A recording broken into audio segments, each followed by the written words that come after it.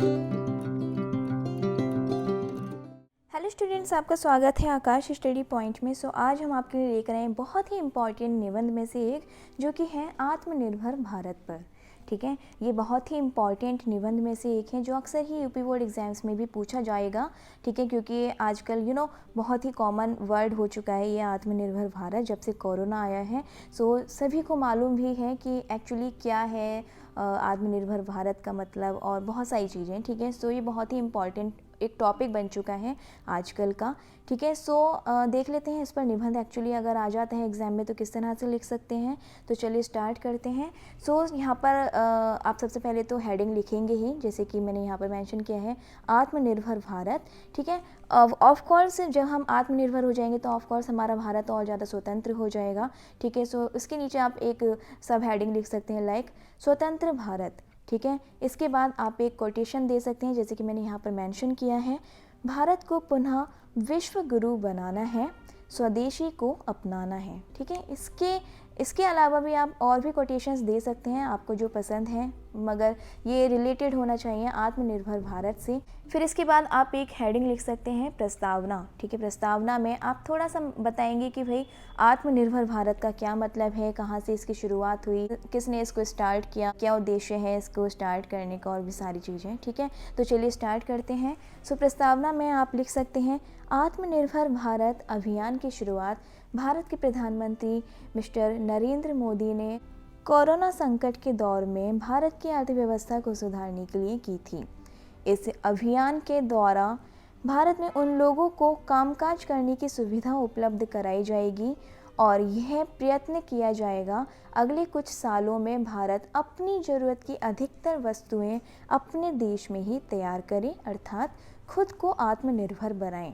अभी रिसेंटली इस अभियान की शुरुआत हुई है। अभी हम इसको पूरे निबंध को अगर हम फ्यूचर टेंस में भी लिखते हैं तब भी ये सही माना जाएगा। ठीक है, इसलिए मैंने कुछ पॉइंट्स को यहाँ पर फ्यूचर टेंस में लिखा है, जैसे कि कराया जाएगा, या फिर जैसे कि आप यहाँ पे देख सकते हैं मैंने एक लाइन लिखी है, इस अभियान के द्वारा भारत में लोगों को कामकाज करने की सुविधा उपलब्ध कराई जाएगी, क्योंकि ये फ्यूचर के लिए बहुत ही बड़ा एक अभियान है। ठीक है, अगर आप इस पूरे निबंध को फ्यूचर टेंस में भी लिखते हैं तब भी ये सही माना जाएगा, मगर मेक श्योर कि अगर आप इसको पास्ट टेंस में लिख रहे हैं तो इतना पुराना नहीं लगना चाहिए कि मतलब ये वर्षों पुराना है, क्योंकि ये बहुत ही रीसेंट एक अभियान है। ठीक है, इसके बाद आप दूसरी हेडिंग लिख सकते हैं, जैसे कि मैंने यहाँ पर मेंशन की है आत्मनिर्भर भारत का उद्देश्य। इस अभियान के तहत लोगों में जागरूकता आएगी और लाभार्थी को आर्थिक मदद दी जाएगी, जिससे कि गरीब लोगों को किसी के आगे झुकना ना पड़े। इस योजना का उद्देश्य है कि लॉकडाउन के कारण जितने भी मजदूरों और किसानों को इस संकट काल में नुकसान हुआ है उनकी भरपाई की जाएगी और उन्हें लाभ पहुंचाया जाएगा।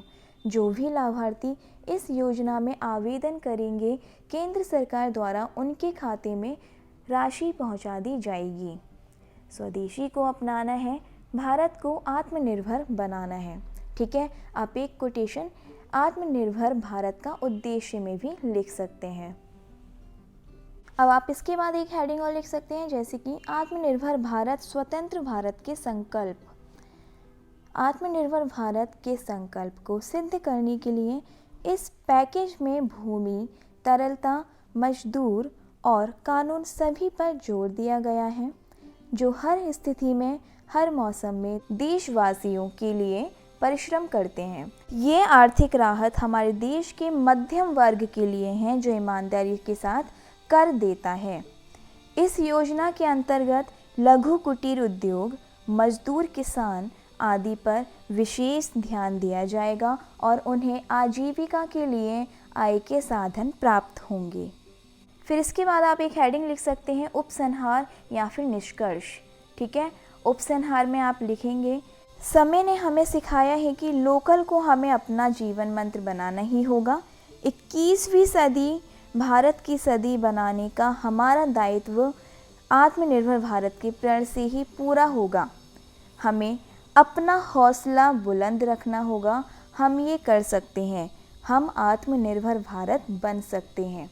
ठीक है, इस तरह से आपको पूरा एक पैराग्राफ लिखना है। उपसंहार में। इसके साथ आप एक कोटेशन एंड में भी दे सकते हैं, जैसे कि मैंने यहाँ पर मेंशन किया है, स्वदेशी उत्पादों को अपनाओ, भारत को आत्मनिर्भर बनाओ। ठीक है, सो ये रहा आपका आत्मनिर्भर भारत पर निबंध। हम उम्मीद करते हैं आपको ये निबंध अच्छी तरह से समझ में आया होगा। अगर हाँ तो इस वीडियो को लाइक कीजिए, और अगर आपने हमारा चैनल अभी तक सब्सक्राइब नहीं किया है सो आप इसको सब्सक्राइब करके हमारे साथ जुड़ जाइएगा, जिससे कि आपको हमारी वीडियोस के नोटिफिकेशन सबसे पहले टाइम से मिल जाए। तो चलिए मिलते हैं अगली वीडियो में, और साथ ही आप हमें सजेस्ट कर सकते हैं कि आपको अगला टॉपिक कौन सा पढ़ना है, जिससे कि हम उस पर वीडियो बनाकर आपके साथ ज़्यादा से ज़्यादा नॉलेज शेयर करें। तो मिलते हैं आपसे अगली वीडियो में। Till then good bye and take care.